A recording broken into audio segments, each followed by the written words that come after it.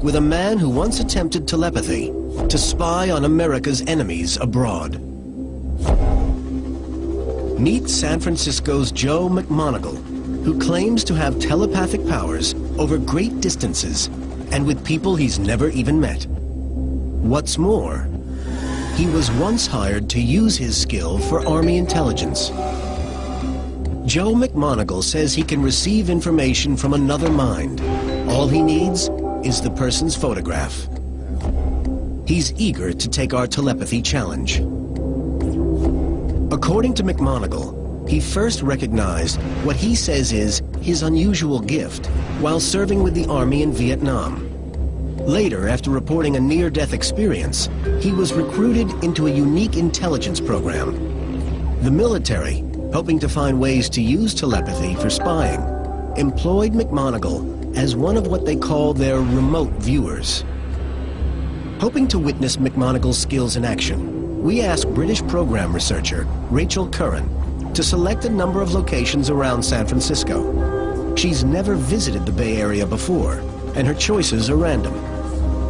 McMoneagle has not met Curran. Miles away, he'll work in a closed room trying to visualize a place she selects.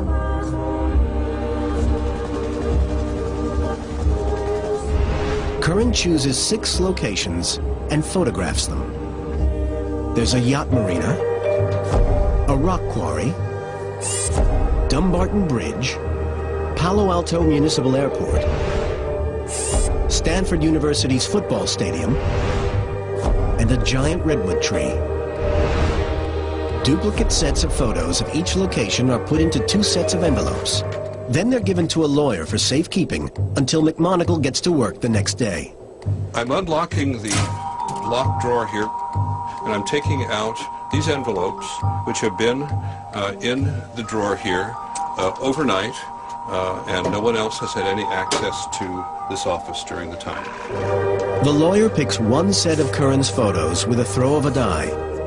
This random selection process ensures that neither Curran nor McMoneagle can influence the selection. So we're going to see what envelope to pick.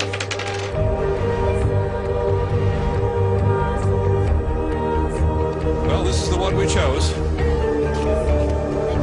You're welcome. Until she opens the envelope, Curran has no idea which location has been chosen.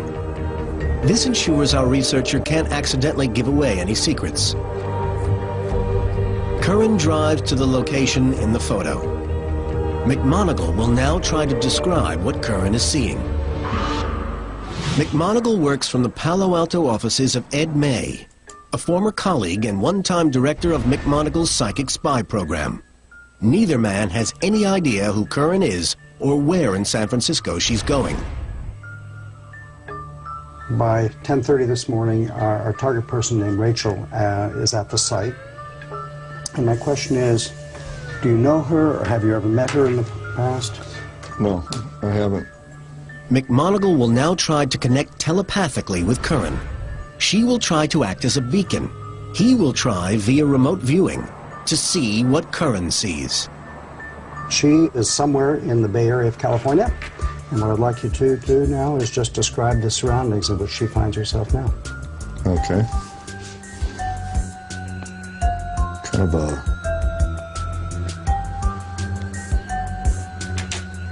half arch. There's something dark about it. Like there's something kind of darkness. McMoneagle sets himself a 30-minute deadline to describe Rachel's surroundings. The secret location he's been asked to describe. You get a feeling like she had to park somewhere through a tunnel or something, or under an overpass. Like a walkway of some kind under an overpass.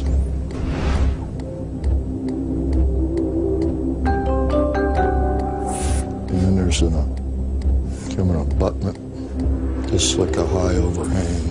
This is way up over her head. From time to time, McMoneagle's former colleague Ed May keeps him focused on Curran by showing him her picture. She's trying to act as a beacon, transmitting to McMoneagle, the receiver. We have a garden. It's a formal garden. formal garden's got paths, an open area in the center, trees. And there's some kind of artwork, some kind in the center. But this artwork is very bizarre. It's set in gravel, stone. McMoneagle lists features he believes will be found at Curran's secret location. He concentrates hard for nearly half an hour. Finally, he says he's received some images. But how accurate will they prove to be?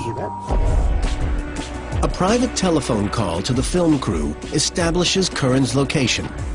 They don't tell McMoneagle, but instead take him with them to where she's waiting. In an attempt to double-check the accuracy of McMoneagle's description, May carries out a parallel test. While McMoneagle goes to meet Curran, May tries to identify the location by matching McMoneagle's notes with one of Curran's photographs.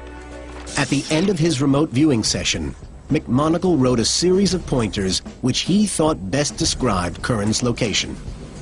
Massive, heavy, high overhang. There's something large that Rachel, the outbound person, had to actually look up to see. So he gave some assessment of how big this thing is. Smooth, rough metal stone, this overhead, heavy. There's this kind of arch going up. Well. Let me eliminate one almost immediately. Building. Very. Finally, May lays out the pictures in the order he thinks most likely. This is the Dumbarton Bridge. This is a rock quarry. And this is Palo Alto Airport.